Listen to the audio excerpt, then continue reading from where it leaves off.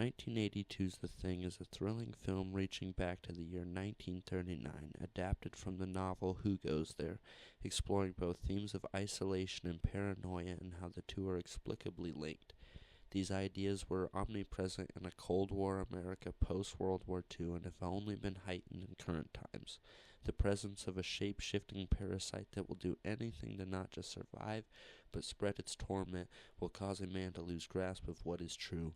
Similar allegories are found as far back as 1949 with the Orwell novel 1984.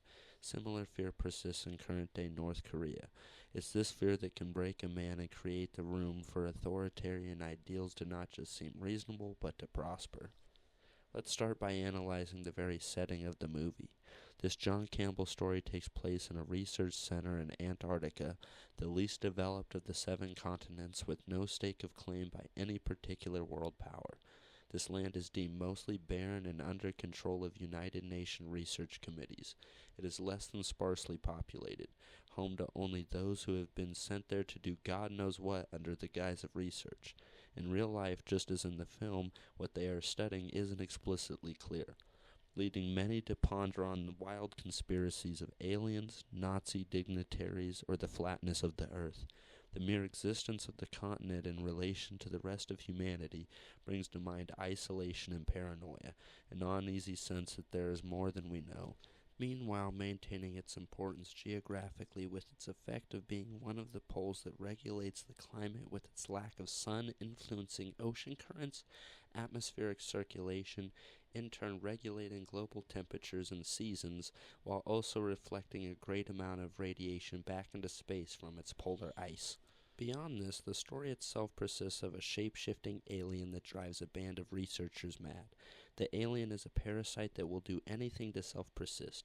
Resistant to seemingly all but fire, it starts innocently enough as a husky mutt mix before taking over each and every member of the crew, until the last 2 survivors are unsure if they too are infected, choosing to, in their minds, save humanity by sacrificing themselves to blistering cold of the Arctic. The fire used to destroy the camp symbolizes destruction, power, and divinity, not too dissimilar to typical portrayals such as many sacrifices in biblical texts. It is also clear our victims have no contact to the outside world, including whomever they are working for, leaving their superiors with a burned-down research center, no survivors, and no record of how or why this may have happened, adding to a sense of even further isolating paranoia that will expand into a freer, more lived-in world. Last but not least is an analyzation of our main protagonist, R.J. McReady. The charismatic helicopter pilot, played by Kurt Russell, is seen as a leader for no little more influence he should hold without a title of grandeur. It is my opinion that his role as pilot puts him in the forefront as a link to the ability to leave this obsolete massive ice desert. A man who represents freedom, but sadly the freedom he ends up bringing is more of a devilish display of the mind's delusions and the hell a persistent unknown threat can drive a man to. He begins the movie by drinking scotch in isolation, destroying a chess-playing computer to save his own ego while muttering something along the lines of cheater. Sadly, he will end the movie in the same fashion, but extremely worse off.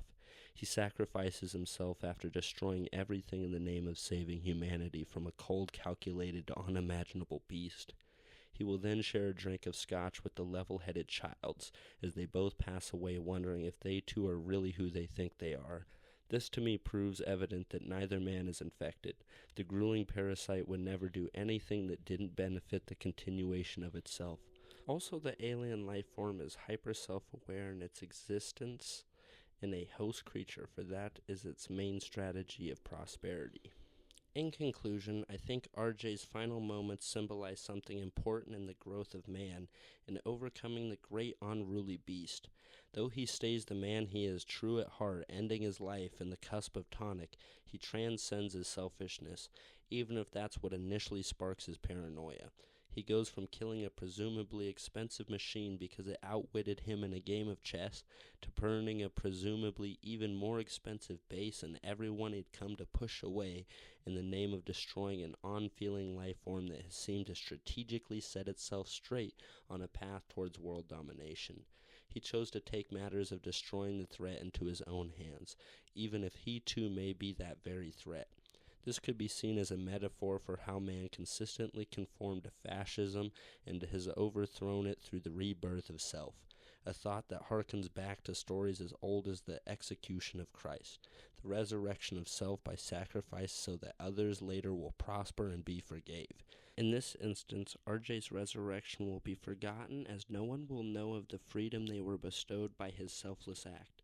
In the end, no matter the threat or circumstance, all evidence points to man's ability to prevail by choosing love to kill what we hate, a sort of paradox that persists the history of man on this planet.